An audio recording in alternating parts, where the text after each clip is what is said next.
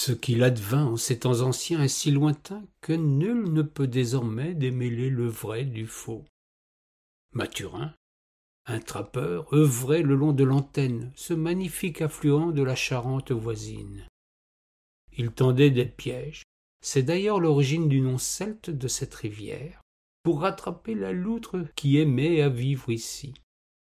Habitant dans ce lieu qui plus tard deviendra Mat, il faisait commerce de ses peaux.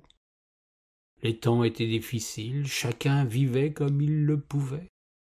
Même si aujourd'hui ce métier nous semble terrible, il n'était alors que l'une des innombrables activités qui n'existent plus désormais.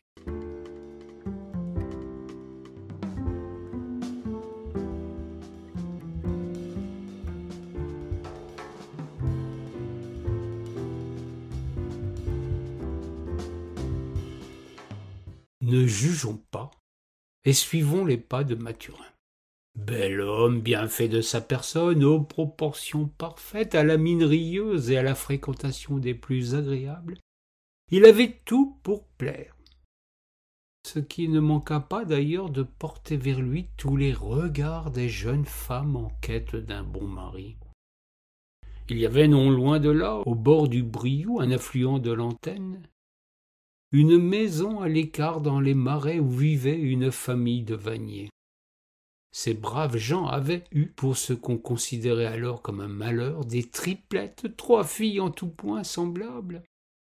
Ils les avaient élevées avec amour, leur apportant une affection sans faille.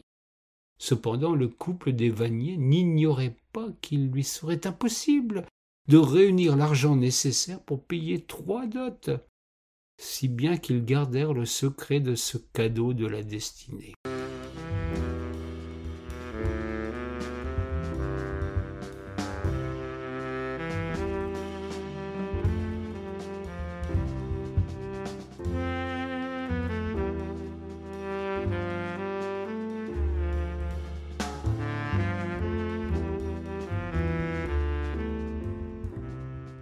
Pour les gens qu'ils croisaient quand ils allaient sur le marché vendre leurs paniers, ils n'avaient qu'une seule enfant.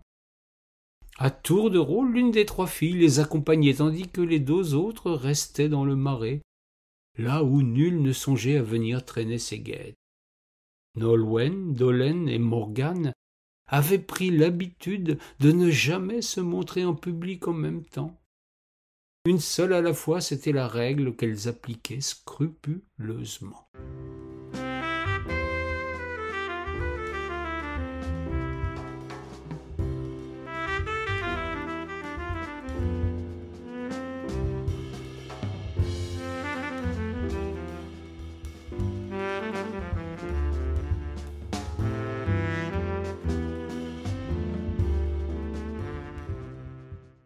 Un jour, non loin de leur repère, Mathurin vint tendre des pièges pour son travail. Il vit une jeune fille belle comme un soleil qui coupait les repousses des saules afin d'en faire plus tard des brins d'osier. Mathurin tomba sous le charme de la belle qui dit s'appeler Morgane. Il ne fut pas surpris, une vraie fée moins maléfique que Mélusine. Il tomba follement amoureux et lui promit de revenir le lendemain. Morgane raconta sa rencontre à ses 2 sœurs. La curiosité aidant Nolwenn et Dollen voulurent voir elles aussi ce garçon que leurs sœurs décrivaient comme charmant et plaisant. Chaque jour, l'une des 3 sœurs retrouvait le trappeur, qui devint bien vite le traquer. Elle faisait assaut de charme pour conquérir un cœur qui ne demandait qu'à l'être. Bien vite, Mathurin se jeta à l'eau, se rendit vers les parents et demanda la main de Morgane.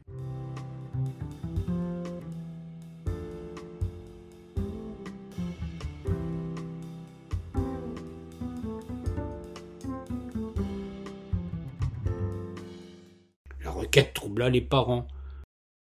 Leur fille avait fini par leur expliquer le petit jeu auquel elle s'était livrée. Ils avaient compris que toutes 3 étaient amoureuses du garçon et que dire la vérité n'était pas possible.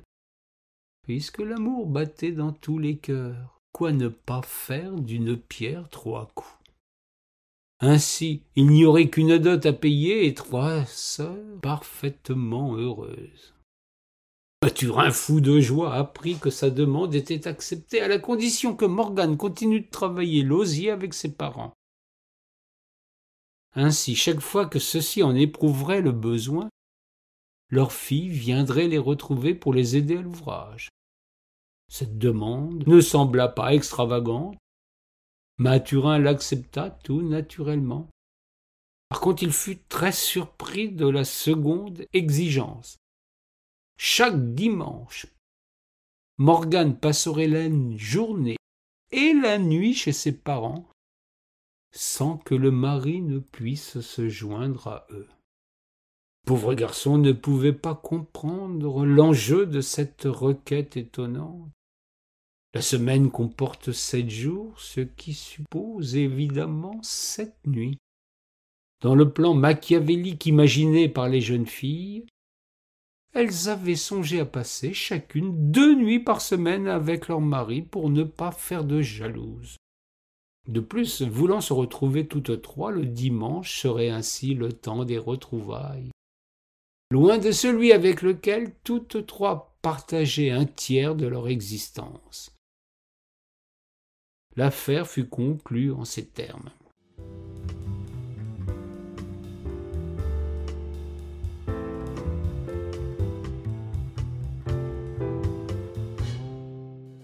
Le mariage eut lieu pour ce jour particulier, ce fut le tirage au sort qui désigna celle qui se rendrait à l'église. Pour la nuit de noces, il fut impossible de départager les 3 sœurs. Elles voulaient toutes leur part du gâteau. Il fallut donc trouver un lieu pour que, durant la nuit, la substitution puisse se réaliser sans éveiller les soupçons du traqueur. Il n'y eut plus belle nuit nuptiale que celle-ci. La vigueur du jeune marié fit des merveilles, tant l'appétit de son épouse fut grand. Par 6 fois, oui, par 6 fois, l'homme dut satisfaire celle qui était devenue sa femme et qui, curieusement, se leva 5 fois pour quitter la chambre et aller prendre l'air quelques instants, prétextant un besoin naturel qu'elle ne pouvait pas faire devant son mari. Mathurin, au comble du bonheur, se dit que si la pudeur de Morgane ne s'exprimait que dans cette petite exigence, il n'y voyait aucune objection.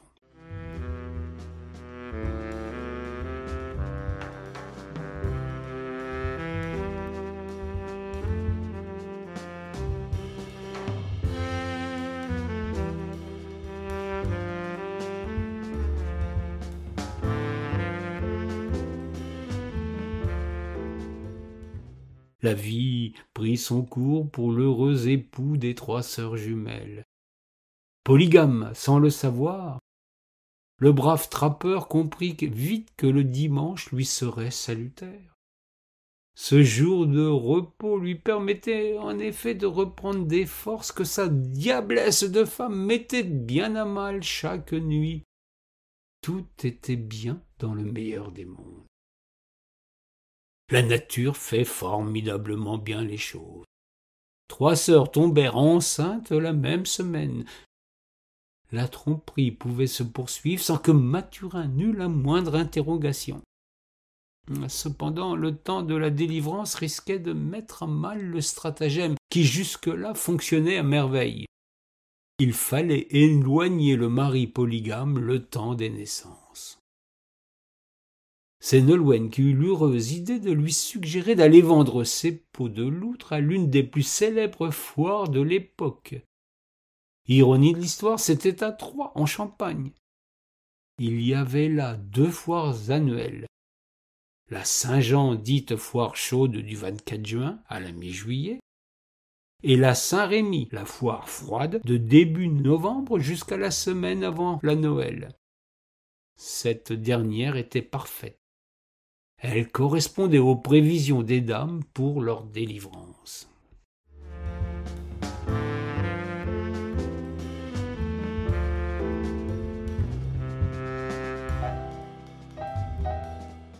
Ainsi, ce que femme veut et plus encore si elles sont 3 à le vouloir ardemment, elle l'obtient. et Mathurin fut envoyé promener loin de sa Saintonge pour vendre des pots en Champagne. À son retour, il eut le bonheur de découvrir qu'il avait eu un fils.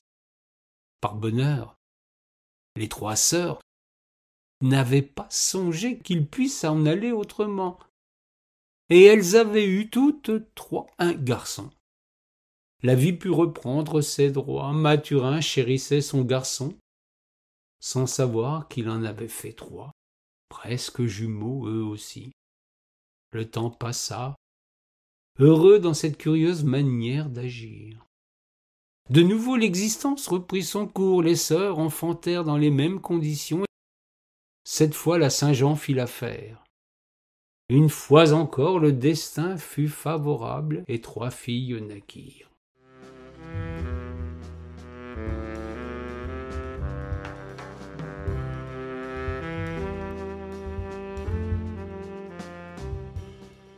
Ce fut à la 3e fournée que le diable vint se mêler de l'affaire. 2 garçons et une fille naquirent dans la même semaine.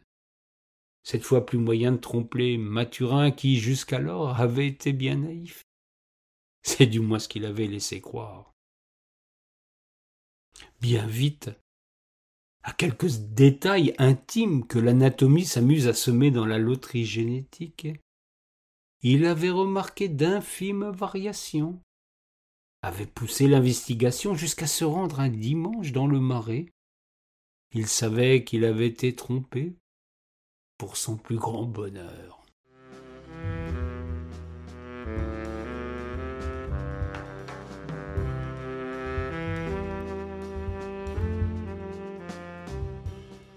Il fit semblant de ne rien remarquer. Il avait 9 enfants, 5 garçons et 4 filles. Il s'était rendu 3 fois à la foire de Troyes. C'est ce qui pouvait expliquer la chose. Il vécut heureux avec ses 3 épouses et ses 9 enfants.